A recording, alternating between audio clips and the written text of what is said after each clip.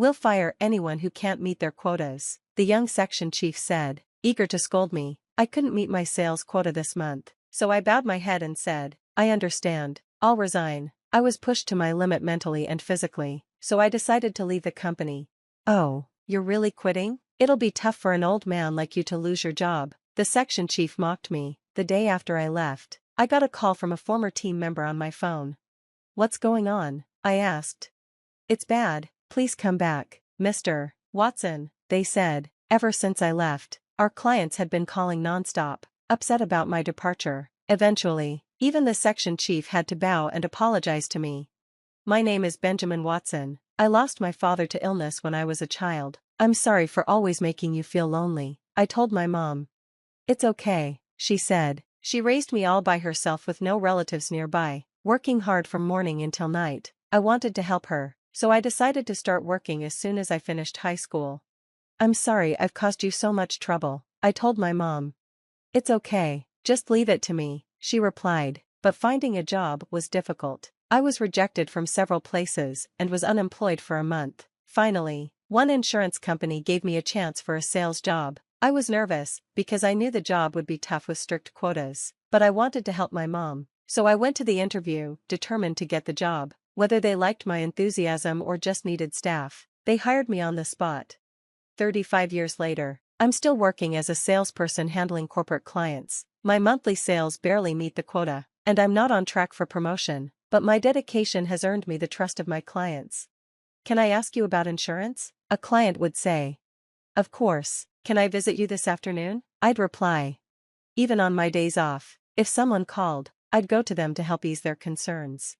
Mr. Watson, are you taking enough time off? Someone asked me. Huh? Well, yeah, I replied. You say that, but you probably aren't, they said. It's unfair that clients get time off, but salespeople don't. But I wanted to help others, so I didn't mind. I often received thanks from my clients, and it kept me going. Thank you for coming right away when I call. No problem, call me anytime, I'd say. However, my boss didn't like the way I worked. You're proud of selling such cheap insurance, aren't you? He said. Proud? I didn't mean to be, but every policy is important when it helps the client, I replied. I confidently responded to Section Chief Howard, even though he clearly didn't like me. Howard had recently been transferred from headquarters to our sales department. Unlike me, who only finished high school, Howard was an elite graduate from a well-known university. It was obvious that the head office had high hopes for him, as he had already become a section chief, even though he was nearly 20 years younger than me. Do you think you're better just because you've worked for over 30 years and still haven't been promoted? Howard sneered at me. From his point of view, I seemed incompetent, and looking at my low sales numbers, I couldn't really argue. As part of my team, you're causing me problems if you don't bring in strong results, he added. It was clear Howard wanted to use this position to climb higher in the company, and he was very ambitious. While there was nothing wrong with his enthusiasm, I just couldn't agree with his approach. Listen up, everyone, selling cheap products to small businesses won't get us anywhere. Go after the big clients and sell them our best, top-tier products, Howard said, rallying the younger salespeople and sending them out. His strategy was to sell the most expensive insurance to large clients, pushing policies with the highest premiums, but I didn't agree with this method. The insurance Howard promoted covered many things and could prepare clients for all sorts of risks. However, the more coverage they had, the higher the cost, and I didn't think this was fair. Insurance should protect people without becoming a heavy financial burden, and often, it included things the client didn't really need. Howard would say, think of the worst-case scenario, stir up their anxiety, and make them feel like they need the insurance. That's what sales skill is all about. To me, this approach was ridiculous and didn't feel right. I believe in offering insurance that fits each company's needs, no matter their size. I take the time to listen to them carefully, which often means working late every day, but I feel it's necessary to ensure they understand everything. However, Section Chief Howard didn't agree with this approach. Your way of working is inefficient. Sell faster and make more money, he said. I apologized but continued doing things my way, even though I knew I was going against my boss. Still, I wasn't entirely sure if my way was the right one. Are you even listening to me? Howard snapped. Huh? What did you say? I was so worn out from work that I had been neglecting my family too. coming home late every night. I barely spent any time with them. When I was home, I was always too tired to really pay attention to my wife. I just want to spend more time with you, she said. I'm sorry, I'm just exhausted from work. You should rest on your days off. I'm worried about your health, she replied, clearly unhappy with the little time we had together as a family. Even though I was working for their sake, my family was becoming frustrated with me. It made me wonder if what I was doing was really okay. Then, my approach started to fall apart. Oh, look at that, you couldn't meet your quota, Howard mocked. I'm very sorry, I said, desperately apologizing for not hitting my sales numbers that month. He used the chance to scold me further. Mr. Watson, do you think you can make up for it next month? Section Chief Howard asked. I hesitated. If I didn't meet the quota this month, the shortfall would roll over to next month. Since I was barely meeting the current quota, the chances of catching up seemed slim. If you can't, maybe you should consider going part-time, Howard suggested with a smirk. Part-time? Is that even possible for a salesperson? I thought, confused. If you don't want that, then you're fired, Howard added. Fired? The word surprisingly didn't hit as hard as I expected. While I couldn't say I had no regrets about the job, I had been sacrificing so much, including my family time. Maybe it was time to accept being fired and focus on the family moments I'd missed. I pictured my wife's face and made my decision. Understood, I'll resign. Oh my, really quitting? It's going to be tough for an old man like you to lose your job, Howard taunted, but I just bowed my head and returned to my desk. After working here since high school, I knew I'd have to hand over my tasks. I started the resignation process that day. For the first time in ages, I came home on time. When I opened the door, my wife greeted me with a surprised look. At first, she seemed puzzled, but then she smiled. You're home early today, dinner's not ready yet. Can you wait? She said. Thank you, I replied. For the first time since we got married, I really watched her cooking, realizing how much time work had taken away from me. I've decided to quit my job, I told her. I see, she replied without asking for details. The next day, I submitted my resignation to Section Chief Howard, who seemed pleased. Please finish the handover quickly, he said with a broad smile.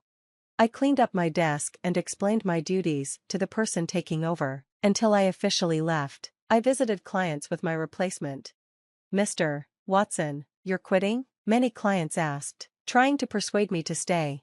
I politely said my goodbyes, and a month later, I left the company. It was sad to leave a place I had worked for so long, but my heart felt lighter. Surprisingly, my wife seemed to be in a good mood, even though I was now unemployed.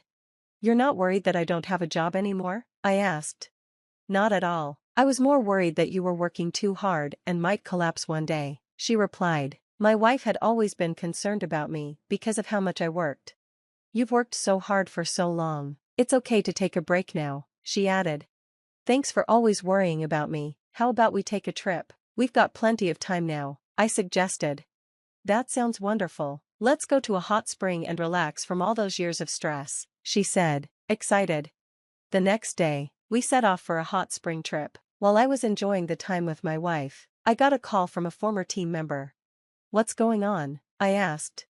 It's terrible, Mr. Watson, please come back, he said, sounding panicked. He explained that ever since I quit, the company had been getting non-stop calls from clients who wanted to cancel their contracts. The situation had gotten so bad that it was disrupting their work. Not only are the calls overwhelming, but if we lose all these contracts, the company is going to be in big trouble. Can you please come back? He begged. I'm not coming back, I replied. What? He exclaimed. Just handle each client with care and sincerity, that's all you need to do, I said before hanging up and turning off my phone. My wife, who had been watching, looked confused. What happened? She asked. My former team member asked me to come back to work, I explained. So, they finally realized how valuable you were, huh? She said, smiling. Although I missed my work, I knew that if I went back, I wouldn't be able to enjoy these moments with my wife. Seeing her so happy made me realize it was worth staying away from work. After that, I blocked any more calls from my former colleagues and focused on enjoying our trip. While we were out for a walk, my wife invited me to an old-fashioned cafe. This place is lovely, I've always wanted to come here, she said. You really know your cafes, I remarked. At my comment, she looked a little sad, and I wondered if I had said something wrong. You know, visiting cafes is my hobby, she said quietly. Oh, I didn't know that, I admitted. Yeah, cafes are trendy and have cute food, lots of women enjoy them, she said with a smile. I'm actually a certified barista, did you know? Wow, that's amazing, I said, genuinely impressed. I remembered my wife mentioning before that visiting cafes was her hobby and that she had a barista certification. Her voice became a little sad, and I felt a pang of guilt. When I was working, I had been too tired to really listen to her stories. It's okay, she said, when we get home, I'll make you some of my special coffee. True to her word, after we returned from our trip, she made me a cup of coffee. It was completely different from the instant coffee I was used to.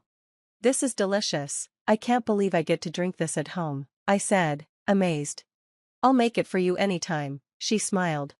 From that day on, my mornings began with the coffee my wife brewed for me. As I spent more time with her and my family, I realized there was so much I didn't know. Regretting how much I had neglected them, I decided to make family time a priority from now on. I used to work for a company, but now I'm excited to start something new. No matter how old you get, starting fresh can be nerve-wracking, but I knew I'd be fine with my wife by my side. Together, we opened a small cafe. When I was unemployed, my wife shared a little dream with me. I want to work in a cafe I love, living a relaxed life in our old age. So, we took my resignation as a chance to chase her dream together. At first, the customers were mostly her friends, but word spread, and now our business is thriving. With my sales experience, I was good at serving customers, and my wife enjoyed chatting with friends while working. She always seemed so happy. Welcome, I said to a customer one day, only to be surprised when I saw it was Chief Howard. His eyes widened when he saw me. I smiled and led him to a seat. Is this your new job? He asked. Yes, I started it with my wife, I replied. It looked like Chief Howard was in the middle of his workday and had decided to stop by. He used to stay at the office, but it seemed like he had been visiting clients more since I left. You look really happy now, Mr. Watson, he remarked. Do I? Maybe, I said. It made me realize how tired I had always been at the company, especially since I hadn't been able to spend much time with my wife. Now, I could enjoy work and time with her. You seem to be having fun, I told him, noticing that he looked more energized than before. I'm trying to be more like you, Mr. Watson. You're my goal, he said. Then, checking his watch, he stood up. I'll bring the whole team next time. Thanks for the meal, he added before leaving, looking lighter on his feet. I believe Chief Howard will continue to grow from here. Later, my wife called out, I made coffee. Thanks, I said. After closing the cafe, we sat side by side at the counter, sipping the coffee she brewed. It had been another busy day, but it was enjoyable. Sitting there with my wife, talking about the day, felt calm and special. Thank you for everything, I said. Why so formal all of a sudden? She laughed. I smiled, realizing how much these moments meant to me. From now on, I would treasure every one of them.